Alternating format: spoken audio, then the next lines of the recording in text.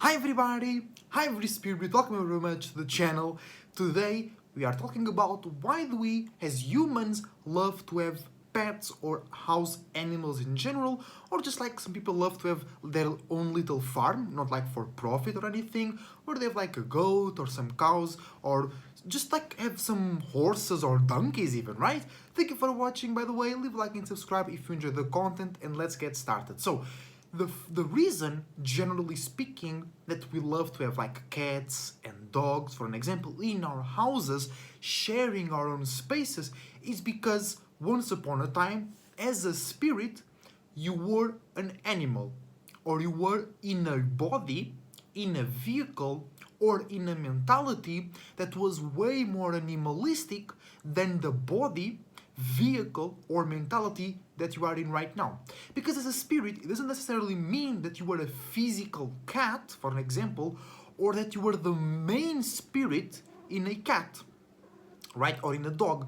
Sometimes you were just in a thought or in a specific organ, or you were literally like you are the main spirit of this human vessel, you were the main spirit of a cat or something like that, right? But what it matters is the space that you were in was way more animalistic than what you are in right now.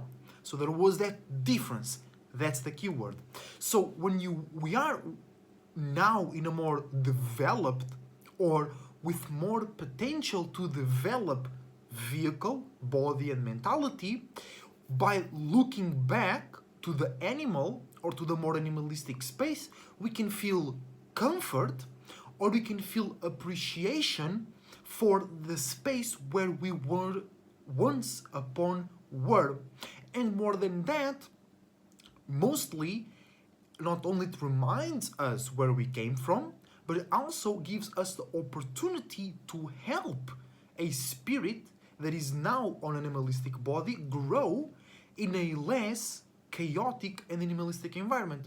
Because as animals living in the wild, things go crazy. Things are dirty, they be having relationships with imagine cats and dogs, they have sexual relationships with parents, siblings, cousins. Things are not organized. They fight for scraps of food. Sometimes they fight for no reason. They just fight because they're animalistic. But also they have great moments. For example, dogs running together, cats rubbing off on each other, sleeping on top of each other. You know what I'm saying? So those are good moments as well.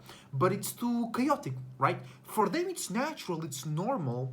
But if you end up in a situation where you have or you are taking care of an animal, because in many cultures the word owner does not exist. It's the word like tutor or protector or guardian, right? So in general, it means that if you end up in that situation, that spirit of that animal wants to be in a less chaotical space or in a less animalistic space, while still being in an animalistic space, physically speaking, their body, like they are a cat or they are a dog, right? But they want to grow out of that space, and you are helping them out by separating them from a chaotic and animalistic world, and by being an example. Because cats and dogs, they don't see the world like we see. They don't see you as you see yourself. They recognize some features, but they also see more energy. They see more spiritually. They see more your chakras as well.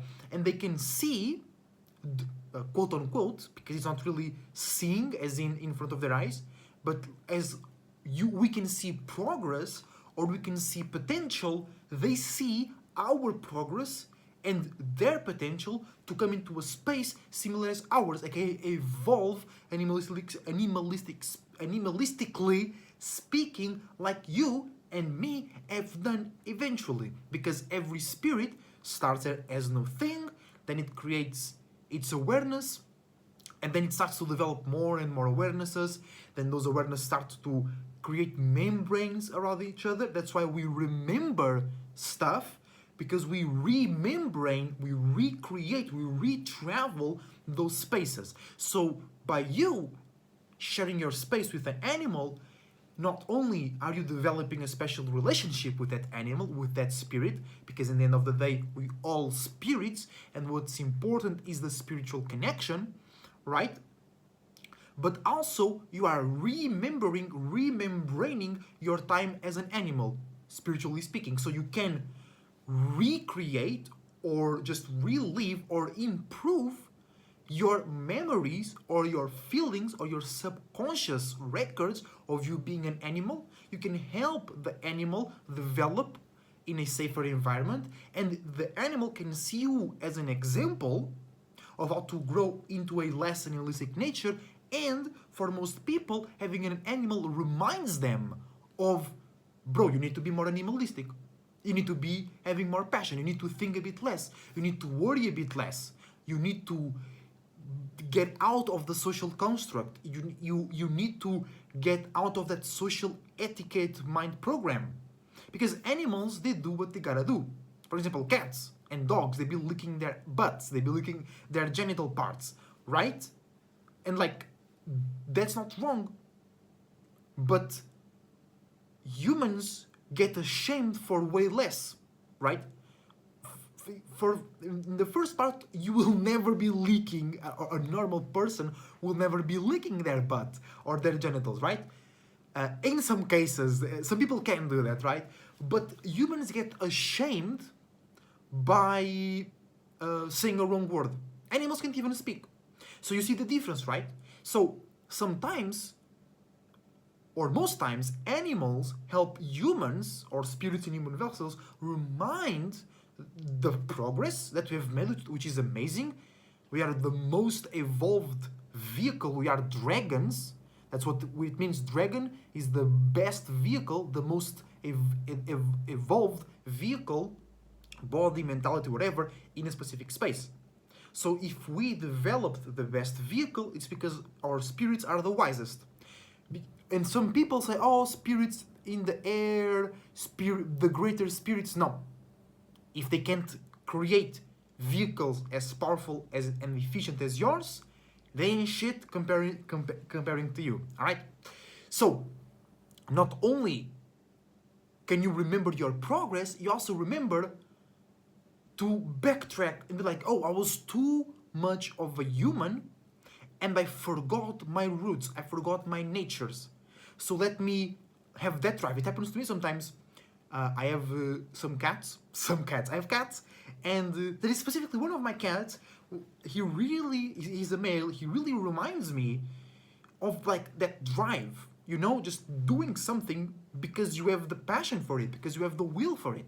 Because I have that will, I have that passion, but sometimes I just like, I look at him, I'm chilling with him, I'm interacting with him, I'm really like, bro, you're really reminding me myself of this deeper passion that I have, you know?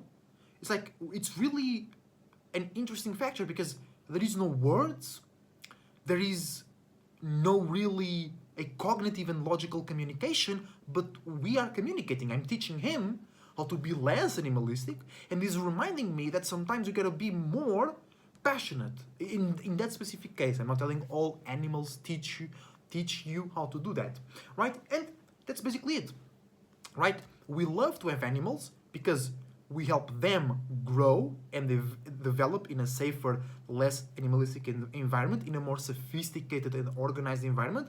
And they remind us where we came from and that sometimes we got too far away from our roots. Because if you have no roots, you will just have no purpose. You will just grow too scattered and not be focused enough. You know what I'm saying? So in the start of the video, I also talk about like having a small farm and whatnot, not for profit. That's basically the same thing. But the animals are not living in your house, right? So you're allowing those animals to still be among each other, like the cows and the goats and the donkeys. They're all with each other, but they have guaranteed food, guaranteed water, they have shelter. So they need to stress less about their animalistic natures, which makes them ready to take the next step. Because sometimes spirits get stuck in certain natures because they worry and stress or enjoy so much that nature that they can't leave or they don't see a way out.